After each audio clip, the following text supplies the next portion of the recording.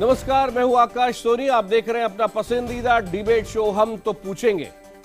जब लोगों के मन में हो सुलगते सवाल, जब इन सवालों से जुड़ा हो देश का हाल, जब हो हर सवाल के सटीक जवाब का इंतजार, तब हम तो पूछेंगे। क्या यूपीए सरकार में प्रधानमंत्री मनमोहन सिंह की नहीं चलती थी? क्या सोनिया सच में यूपीए सरकार का एकमात्र पावर सेंटर थी? वही सारे अहम फैसले करती थी? क्या मनमोहन सिंह कठपुतली पीएम थे? यूपीए सरकार में कृषि मंत्री रहे शरद पवार ने अपनी किताब ऑन माय टर्म्स में ऐसे कई खुलासे किए हैं जिनके बारे में कांग्रेस लगातार कहती रही है कि यह सच नहीं है, लेकिन जो शरद पवार ने कहा है वो बेहद महत्वपूर्ण है। पवार की माने तो यूपीए सरकार में मनमोहन सिंह सिर्फ एक रबर स्टैंप प्राइम मिनिस्टर थे। शरद पवार का कहना है कि सोनिया गांधी चाहती थी कोई ऐसा शख्स प्रधानमंत्री बने जो अपनी स्वतंत्र सोच न रखता हो। अगले आधे घंटे अपने खास मेहमानों के साथ इसी पर करेंगे बड़ी चर्चा, लेकिन उससे पहले देखिए ये रिपोर्ट। हम तो पूछेंगे में अगले आधे घंटे बड़ी बहस। सोनिया रबर स्टैंप पीएम चाहती थी। मनमोहन सिंह सरकार में सोनिया गांधी और उनकी राष्ट्रीय सलाहकार परिषद का बहुत दखल था। ज्यादातर सरकारी नीति ये परिषद ही बनाती थी और सारे सरकारी फैसलों पर इसका दखल होता था। ज्यादातर फैसले 10 जनपद यानी सोनिया गांधी के निवास से ही आते थे। यहाँ तक कि मंत्रालयों में सचिव और अन्य पदाधिकारियों की नियुक्ति भी 10 जनपद के कहने पर ही होती थी। ये खुलासा शरद पवार ने अपनी आत्मकथा में किया है। पवार का ये खुलासा पहले से ही मुश्किलों में गुजर रहे गांधी परिवार को एक और मुसीबत में डाल सकता है। यूपीए सरकार में 10 साल तक कैबिनेट मंत्री रह चुके शरद पवार ने अपनी ऑटोबायोग्राफी में काफी कुछ लिखा है। उन्होंने लिखा है कि कैसे वो पीएम बनते बनते रह गए। 1991 में गांधी फैमिली नहीं चाहती थी कि कोई खुले विचार वाला शख्स पीएम बने। 10 जनपद के स्वयंभू वफादारों ने सोनिया गांधी को इस बात के लिए मना लिया था कि मेरे बजाय पीवी नरसिंह राव को पीएम बनाया जाए। We may have differed on some occasion, perhaps on many occasions, but what has always been there, what has always been constant, is our respect for each other. Sonia भले ही शरद पवार की तारीफ करें, लेकिन शरद पवार ने 10 सालों तक चलने वाली यूपीए सरकार से लेकर नरसिम्हा राव सरकार तक पर सवाल खड़े कर दिए हैं। वो अपनी किताब में साफ कह रहे हैं कि सोनिया को असल में रबर स्टैंप पीएम चाहिए था। गांधी परिवार की सियासी फजीयत की कोशिशों के बीच हम तो पूछेंगे, सोनिया रबर स्टैंप पीएम चाहती थी।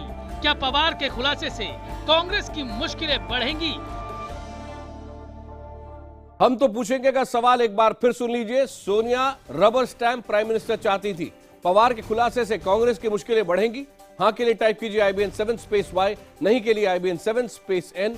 अपनी राय 51818 पर आप SMS कर सकते हैं और इसके अलावा #HTP और #पवार शॉक सोनिया, इसके जरिए भी ट्विटर पर आप अपनी राय दे सकते हैं। फेसबुक पर IBN खबर के पेज पर #HTP लगाकर अपनी बेबाक राय रखें। आपकी राय लगातार इस शो में हम शामिल करते रहेंगे। इस मुद्दे पर खास चर्चा के लिए हमारे साथ हैं एनसीपी के प्रवक्ता राहुल नार्वेकर, कांग्रेस के नेता राशिद अल्वी, बीजेपी के प्रवक्ता संबित पात्रा और सकाल अखबार के सलाहकार संपादक विजय नाइक जी। सबसे पहले आपको याद दिला दूं कि 45 सेकंड के लिए आपके पास हम पहले आएंगे, सभी के पास। जैसे ही 45 सेकंड पूरे होंगे आपकी आवाज बंद हो जाएगी। सबसे पहले राशिद अल्वी साहब, आपसे मैं जानना चाहता हूं, सीधा आरोप है सोनिया गांधी को इंडिपेंडेंट माइंडेड प्राइम मिनिस्टर नहीं चाहिए था, उनको रबर स्टैंप प्राइम मिनिस्टर चाहिए था, और यह आरोप आ रहा है उसके जरिए जो आपकी कैबिनेट में मंत्री थे लगातार 10 साल और पुराने कांग्रेसी रह चुके हैं। देखिए, शरद पवार जी सीनियर लीडर हैं देश के, उनको पूरा हक है कि वो अपनी ओपिनियन, अपनी राय रखें और देश को बताएं। लेकिन क्या PV Narasimha Rao rubber stamp थे? क्या पीवी नरसिम्हा राव की इंडिपेंडेंट कोई राय नहीं थी? ये बात सारा देश जानता है। सोनिया गांधी कांग्रेस पार्टी के लीडर हैं और 2004 में जब डॉक्टर मनमोहन सिंह प्रधानमंत्री बने, मैं सेंट्रल हॉल के अंदर मौजूद था। सोनिया गांधी ने प्रपोज किया एमपीज ने, पार्लियामेंट के मेंबर्स ने सपोर्ट किया। Doctor Manmohan Singh parliamentary party के लीडर चुने गए और वो देश के प्रधानमंत्री हो गए संविधान के मुताबिक। 45 सेकंड आपके पूरे हुए, लेकिन राशिद अल्वी साहब आगे डिबेट में लौटूंगा आपके पास। बीजेपी के प्रवक्ता संबित पात्रा इस वक्त हमारे साथ है। संबित, क्या शरद पवार ने एक बार फिर एक बड़ा हथियार आपके हाथ में रख दिया है? जो बात बीजेपी हमेशा कहती रही है वो अब शरद पवार अपनी किताब के अंदर लिख रहे हैं।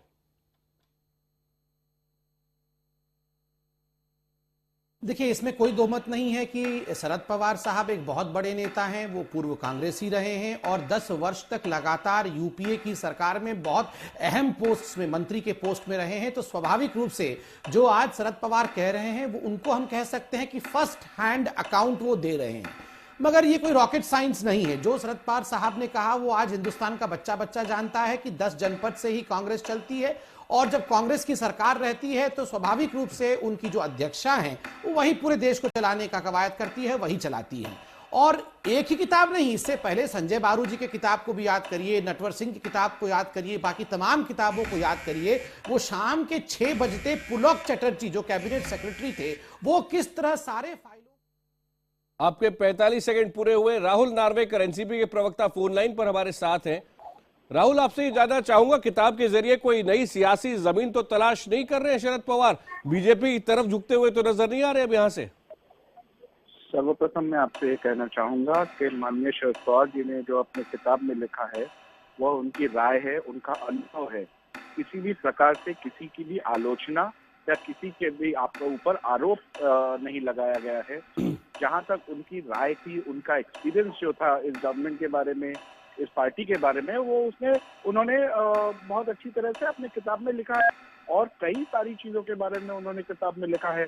इसका मतलब ये नहीं कि उन्होंने किसी एक व्यक्ति को या किसी पार्टी को टारगेट किया है, केवल अपना अनुभव उन्होंने स्पष्ट रूप से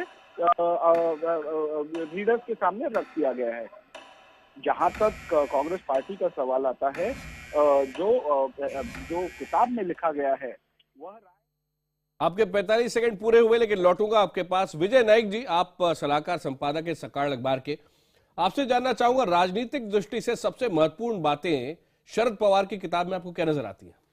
ये जो भी आप चर्चा कर रहे हैं उसी के बारे में जो पहली बात उन्होंने कहा है कि नरसिंह राव के बारे में कहा है, ये उसके बाद उन्होंने कहा है कि सीताराम केसरी के बारे में कहा है। ये दोनों के खिलाफ शरद पवार वो जो कांग्रेस पार्टी है उसमें लोकतंत्र कायम हो, इसलिए मुझे लगता है कि उन्होंने पहले चैलेंज दिया था नरसिंह राव जी को और फिर पार्टी में बात ऐसी हुई कि नहीं नरसिंह राव ही चाहिए है, शरद पवार नहीं चाहिए। बहुत काफ़ी झगड़े हुए उस वक्त भी। और उसके बाद मुझे याद है कि उन्होंने जो इलेक्शन हुआ था अध्यक्ष का, वहाँ भी उन्होंने कॉन्टेस्ट किया था और उनको कम वोट मिले थे क्योंकि सारी जो इम्पोर्टेंट जो बैकिंग था वो सोनिया का मिस्टर सीताराम केसरी को था। तो ये दो चीजें वहां आपको दिखाई देगी कि सोनिया आपके 45 सेकंड पूरे हुए, लौटूंगा आपके पास आगे। राशिद अल्वी साहब, मैं आपसे ये जानना चाहता हूं कि मुझे जो सुनने में आया, अगर आप चाहें तो उसे कंफर्म करें या उसे बताएं कहां गलत है। सोनिया जी इस कार्यक्रम में नहीं जाने वाली थी और शरद पवार खुद उनकी बर्थडे वाले दिन उनके पास आए, सुप्रिया सूर्य उनके साथ थी और उनको बर्थडे विश किया सोनिया जी को और कहा आप कार्यक्रम में जरूर आए। और उस कार्यक्रम के अंदर उस किताब का विमोचन होता है जिसमें वो सोनिया गांधी की जमकर आलोचना कर रहे हैं। ये क्या बिट्रेयल ऑफ ट्रस्ट की तौर पे देखा है सोनिया गांधी ने इसे, या कैसे देखते हैं उनको? मैं कहूँगा उन्होंने अपनी किताब लिखी है और सोनिया जी का ये बड़प्पन है कि वो इस प्रोग्राम के अंदर गई और इसी से इस बात का अंदाज़ा किया जा सकता है कि अगर सोनिया जी प्रधानमंत्री रबर स्टैंप ही बनाती तो वो इस प्रोग्राम के अंदर क्यों जाती, जिस प्रोग्राम के अंदर किताब उनको क्रिटिसाइज कर रही है। और मैं यहाँ ये भी कहूँगा कि सोनिया गांधी कांग्रेस पार्टी की अध्यक्षा हैं, उनकी जिम्मेदारी है कि वो ये देखें कौन ऐसा आदमी है, कौन ऐसा प्रधानमंत्री है जो कांग्रेस पार्टी के प्रोग्राम्स को, यूपीए के प्रोग्राम्स को इंप्लीमेंट कर सकता है। अगर सोनिया गांधी कांग्रेस की प्रेसिडेंट है, इसका मतलब ये हरगिज नहीं है कि प्रधानमंत्री बगैर उनकी मर्जी के बना जाए। वो अगर किसी का नाम प्रपोज कर रही हैं और पार्लियामेंट के मेंबर्स उनको इलेक्ट कर रहे हैं, उनको सपोर्ट कर रहे हैं, ये संविधान के मुताबिक है। भारतीय जनता पार्टी की तो यह आदत है कि सरकार 10 जनपद से चलती थी। आज कोई पूछने वाला नहीं कि सरकार बीजेपी चला रही है कि आरएसएस चला रही है। हरियाणा का मुख्यमंत्री प्रधानमंत्री ने बनाया कि किसने बनाया? महाराष्ट्र का मुख्यमंत्री प्रधानमंत्री ने बनाया, किसने बनाया? सारे ही मुख्यमंत्री दिल्ली में बैठ के प्रधानमंत्री बनाते। क्या इसे यही माना जाए कि वो अपने रबर स्टैंप हर स्टेट के अंदर बना देना चाहते? और शरद पवार जी ने अपनी किताब में यह भी लिखा है कि महाराष्ट्र के अंदर और मेनी मिनिस्ट्री के अंदर सोनिया गांधी ने कभी किसी तरीके का कोई इंटरवीन नहीं किया है। तो अपनी पॉलिसीज को इम्प्लीमेंट करने के लिए अगर कोई प्रधानमंत्री चुन रही है सोनिया, तो क्या गलत कर रही है? मोदी जी भी तो जगह जगह मुख्यमंत्री अपने हिसाब से चुन रहे हैं। संबित जवाब देना चाहिए। बिल्कुल, देखिए मैं इनका डिफरेंस बताऊंगा, मगर उससे पहले मुझे इस पूरे प्रक्रिया में सोनिया जी का जो रोल था, दो बातें याद आई। एक तो बरुआ साहब का वो कहना कि India is Indira, Indira is India, और हाल फिलहाल में जिस प्रकार सोनिया जी ने कहा कि मैं इंदिरा गांधी की बहू हूं, और बीच में एक बार आपको याद होगा सलमान खुर्शीद जी ने एक बहुत बड़ा बयान दिया था। उन्होंने कहा था सोनिया जी केवल हमारी मां नहीं है, वो पूरे हिंदुस्तान की मां है। आपको याद होगा ये बड़ा ब्रेकिंग न्यूज हुआ था कि पूरी हिंदुस्तान की मां सोनिया जी है, ये सलमान खुर्शीद ने कहा था। स्वाभाविक रूप से वो अगर हिंदुस्तान की मां है तो इसमें कोई ऐतराज नहीं कि वो मनमोहन जी की भी मां कहलाई जा सकती हैं कांग्रेस पार्टी के अंदर, इसे हमें कोई ऐतराज नहीं है। ऐतराज इस बात का है कि जो इलेक्टेड प्राइम मिनिस्टर हैं, आप उनको स्कर्ट करके उनके ऑफिस को आप बाकायदा बॉयकॉट करके आप निर्णय लेते हैं। यही तो पुलक चटर्जी के विषय में मैं कह रहा था कि कैबिनेट सेक्रेटरी को शाम 6 बजे तमाम फाइलों को मनमोहन जी के नाक के आगे से उठाकर तुरंत सोनिया जी के पास जाना पड़ता था, क्योंकि सोनिया जी निर्णय लेती थी कि पॉलिसी क्या होगा और क्या नहीं होगा। तो जिस प्रकार हमने पहले भी कहा कि पहली बार 10 वर्षों में इस प्रकार का एक माहौल कांग्रेस ने बनाया कि प्रधानमंत्री का पद एक पोस्ट ऑफ रेडिक्यूल, मजाक का पद बन गया। इससे पहले कभी प्रधानमंत्री का पद मजाक का पद नहीं बना। और अगर मोदी जी असर्टिव है पॉलिसी बनाने के लिए, अगर मोदी जी असर्ट करके पॉलिसी अच्छाई के लिए बनाते हैं, तो ये रेडिक्यूल का विषय नहीं है। ये दिखाता है कि हमारे सरकार में प्रधानमंत्री का पद एक सीरियस पद है और we take it very seriously. एक मिनट राहुल नार्वेकर साहब, सब बात शुरू हुई शरद पवार जी की किताब से, लेकिन ये बताइए कि उनका दर्द भी तो इस किताब में सामने आ रहा है कि वो प्रधानमंत्री बन सकते थे लेकिन उन्होंने बनने नहीं दिया। अर्जुन सिंह बीच में आ गए, वी जॉर्ज बीच में आ गए, आर के धवन बीच में आ गए, माखनलाल फोतेदार बीच में आ गए, और इसीलिए फिर वो जब ये सारी बातें कहते हैं तो उसका वजन कम हो जाता है। बिल्कुल नहीं, मेरे ख्याल से ये सब बातें कहने से या लिखने से जनता के सामने जो सही रूप है, सही पिक्चर है, वह और अच्छी तरह से आ चुका है। हर पार्टी में अंदरूनी राजनीति होती है, भारतीय जनता पार्टी में भी है, इतर अन्य रीजनल पार्टीज में भी है। इसका मतलब ये नहीं है कि जो चल रहा था उसकी आलोचना की गई है। उन्होंने जो सत्य परिस्थिति उस वक्त थी उसका बहुत अच्छी तरह से लेखन किया है और एक पढ़ने वालों के सामने रखा गया है। राहुल नार्वेकर जी 10 साल तक सरकार में क्यों बने रहे? फिर उसके बाद अगर उनको लग रहा था कि मनमोहन प्रधानमंत्री है लेकिन सोनिया उनको काम नहीं करने दे रही है, वो खुद भी जो काम करना चाह रहे हैं वो नहीं करने दिया जा रहा है उनको, तो फिर 10 साल सत्ता का भोग क्यों करते रहे? सर्वप्रथम एक बात आप समझ लीजिए, इस किताब में ऐसा कभी नहीं कहा गया है कि जो हुआ था उससे शरद पवार जी निश्चित रूप से सहमति या असहमति उन्होंने नहीं पेश की है। उन्होंने केवल फैक्ट्स सामने रखे हैं। यदि ये सही है, ये बात गलत है, इसका निर्णय हर एक व्यूअर को, हर एक रीडर को अपने इंटेलेक्ट के हिसाब से लेना है। विजय नाइक जी, क्या ये कंटेम्पररी हिस्ट्री की तरह इसे आप लेंगे? मुझे लग रहा है कि जो अभी नार्वेकर ने जो कहा है कि शरद पवार के बारे में बहुत बातें कही जाती है उनके बारे में, लेकिन ये पहला जो इनका किताब अभी आया है, किताब में से उनका जो दिल है, उनका जो मन है, देश की राजनीति है, उसमें सारी चीज़ें जो उन्होंने कही है वो अपने मन के खुल करके कही है। उसमें टीका भी है। और मुझे याद है कि सोनिया जी जब परसों के दिन उनका बर्थडे हुआ था, वहाँ उन्होंने कहा था कि हमारे मतभेद थे तो मतभेद जरूर थे, लेकिन उसमें यह भी कहा गया है कि 10 साल इन्होंने जो एग्रीकल्चर मिनिस्ट्री थी, वो एग्रीकल्चर मिनिस्ट्री के बारे में सोनिया जी ने उनके काम में कोई हस्तक्षेप नहीं दिया है, ऐसा शरद पवार जी ने वहां कहा है। लेकिन मुझे लग रहा है कि ये कॉन्टेम्पररी तो हिस्ट्री तो है, लेकिन उसके पहले आप देखेंगे कि उनका 50 साल की जो उनकी जो ये राजनीतिक ये है वाटचाल है, ये जो राजनीतिक जो प्रोग्रेस है और जो जर्नी है, उस जर्नी के बारे में इस किताब में लिखा है। तो इसलिए मुझे लगता है कि सारी बातें खुलकर आई है, और मुझे ये भी लगता है कि इसके बारे में कांग्रेस में थोड़ी विचार या मंथन कुछ होगा, लेकिन सोनिया जी का जो प्रभुत्व है कांग्रेस पार्टी का, वो तो कभी कम होने वाला नहीं है।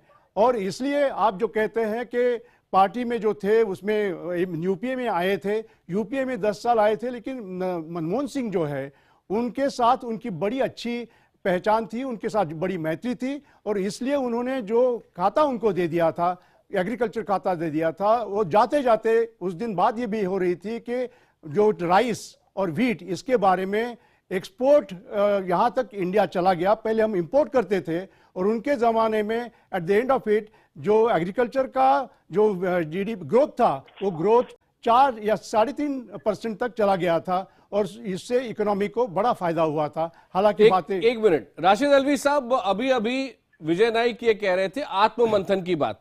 जब इस तरह की कोई किताब आती है, इस तरह की बातें सामने आती हैं, जिसको कम से कम जो लिख रहे हैं वो तो फैक्ट मान रहे हैं, तो क्या कांग्रेस के अंदर मंथन होता है, बातचीत होती है? जैसे कि बहुत सारे ऐसे नेता थे जो मास बेस के नेता थे, जो प्राइम मिनिस्टर मटेरियल थे, लेकिन उनको एक लेवल के आगे बढ़ने नहीं दिया जाता, इस तरह का आरोप लगाया जाता है। चाहे वो प्रणब मुखर्जी हो, एनडी तिवारी हो, चाहे वो माधवराव सिंधिया हो, ऐसे बहुत सारे नाम दिए जाते हैं। कुछ लोग वाईएसआर का नाम भी लेते हैं। अगर वो होने दिया जाता तो आज की तारीख में कांग्रेस पार्टी बेहद मजबूत पार्टी होती।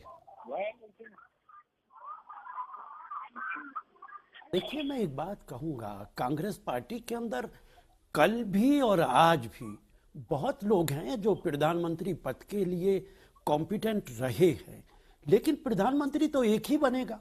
ऐसा तो मुमकिन नहीं है कि एक वक्त में शरद पवार जी भी हैं और नरसिम्हा राव जी भी हैं और दोनों को बना दिया जाए, माधवराव सिंधिया भी हैं और डॉक्टर मनमोहन सिंह भी हैं, एक साथ दोनों को बना दिया जाए। प्रधानमंत्री तो एक ही बनेगा।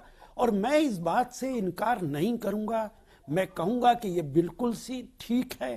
कांग्रेस पार्टी का अध्यक्ष अगर ये फैसला करे कि देश के हित में, पार्टी के हित में कौन उम्मीदवार है जो देश को चलाए, प्रधानमंत्री बने, और पार्टी उसे सपोर्ट करे, तो इसमें क्या हर्ज है? मुझे इसमें क्या हर्ज है समित पात्रा है? लेकिन बार बार आप क्यों हमले करते हैं? एतराज बात है, एक मिनट, ये काबिले एतराज बात है कि आप प्रधानमंत्री हैं, सारे मुख्यमंत्री आप बना रहे, मंत्रियों के सारे काम आप कर रहे हैं, और बीजेपी का अध्यक्ष आपने अपनी ही स्टेट का अपनी मर्जी का बना रखा है, और आप कह क्या बीजेपी के अंदर कोई कदम बगैर नरेंद्र मोदी जी के हो सकता है? एक मिनट, सोनिया गांधी पार्टी चलाती थी, एक मामला एक्स्ट्रा कॉन्स्टिट्यूशनल अथॉरिटी का है तो एक तरफ, भी आप और दूसरी तरफ आप कॉन्सेंट्रेशन ऑफ पावर का आरोप लगा रहे हैं। संबित,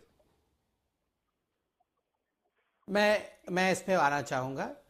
देखिए, बड़ा आश्चर्य का विषय है। अभी ये कह रहे थे कि प्रधानमंत्री सारे मंत्रियों का काम भी कर ले रहे हैं, मुख्यमंत्रियों का भी काम कर ले रहे हैं। अभी कल करके प्रेस कॉन्फ्रेंस बोलेंगे प्रधानमंत्री कोई काम नहीं कर रहे हैं। पहले ये निर्णय तो करें, ये बहुत अच्छी बात है कि हमें ऐसा प्रधानमंत्री मिला जो सारे काम कर पा रहे हैं। ऐसा प्रधानमंत्री देश को विरला ही मिलता है जिसमें इतनी क्षमता है कि वो सारे काम कर सके।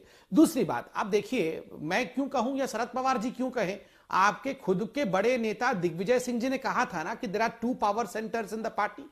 आकाश जी, आपको याद होगा 2014 के चुनाव से पहले लगभग 2013 में खुद दिग्विजय सिंह जी ने कहा था कि ये जो संवादहीनता कांग्रेस में है वो इस कारण से है, पॉलिसी पैरालिसिस इस कारण से है क्योंकि कांग्रेस में 2 पावर सेंटर्स बन गई है। एक पावर सेंटर सोनिया और राहुल जी का है और दूसरा पावर सेंटर मनमोहन जी का है। आगे चलकर ये 3 पावर सेंटर बना, सोनिया और राहुल को अलग किया गया और एक न्यूट्रल जगह में लेके मनमोहन जी को खड़ा किया गया। जिस प्रकार से मनमोहन सिंह जी को समाप्त किया गया है 10 वर्षों में, मैं इतना ही कहूंगा, Manmohan Singh will be remembered more as a finance minister than as a prime minister.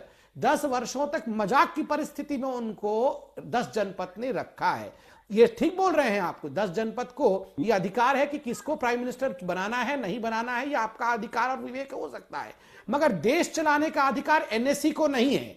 ये जो एनएससी थी, जो कि कोई कॉन्स्टिट्यूशनल बॉडी नहीं थी, उसमें आपके किचन कैबिनेट के सदस्य थे, आपके घर के लोगों को आपने बिठा रखा था, उसको देश चलाने का मैंडेट नहीं था। और 10 वर्षों तक सोनिया जी ने एनएससी के माध्यम से देश चलाने का मेरे पास काम समय किया समाप्त हो रहा है। तीसरी बात, राशिद आपने अली जो अभी साहब, राहुल जी से पूछा, राशिद अली साहब का जवाब 30 सेकंड। राशिद साहब, देखिए, मैं कहूंगा, मैंने पहले भी कहा और अभी भी कह रहा हूं मैं आपसे कि सोनिया गांधी कांग्रेस पार्टी की प्रेसिडेंट थी। अगर वो एक सेंटर थी पावर का, इसमें मुझे कोई हर्ज नजर नहीं आता है। डॉक्टर मनमोहन सिंह सरकार चलाते थे, पार्टी चुनाव में जाती है, मैनिफेस्टो जनता के बीच में ले जाती है, और ये जिम्मेदारी है पार्टी के अध्यक्ष की कि वो देखे कि सरकार मैनिफेस्टो के मुताबिक इंप्लीमेंट कर रही है कि नहीं कर रही है। इसमें कहां कोई हर्ज है। कम से कम हमारे यहां आपके मुताबिक 2 सेंटर तो थे पावर के, आज तो एक ही सेंटर है। आरएसएस डिक्टेट करता है, नरेंद्र मोदी जी इंप्लीमेंट करते हैं। भारतीय जनता पार्टी की सरकार और ऑर्गेनाइजेशन के अंदर ये बहस पूरे घंटे की थी, मगर मैं आप सबको रोक रहा हूं। आप सबका बहुत बहुत धन्यवाद। अब वक्त हो गया है जनता की राय जानने का। आज हमने जो आपसे सवाल पूछा था वो ये था कि सोनिया रबर स्टैंप प्रधानमंत्री चाहती थी। पवार के इस खुलासे से क्या कांग्रेस की मुश्किलें बढ़ेंगी? बहुत सारे एसएमएस हमें मिले हैं और उसका नतीजा आपके सामने अब आ रहा है। 95% दर्शक कह रहे हैं हाँ, वहीं 5% दर्शक ही ऐसे जो नहीं में जवाब दे रहे हैं। सभी मेहमानों को बहुत बहुत धन्यवाद। वक्त अभी एक ब्रेक का, जल्दी लौटते हैं कुछ और खबरों के साथ।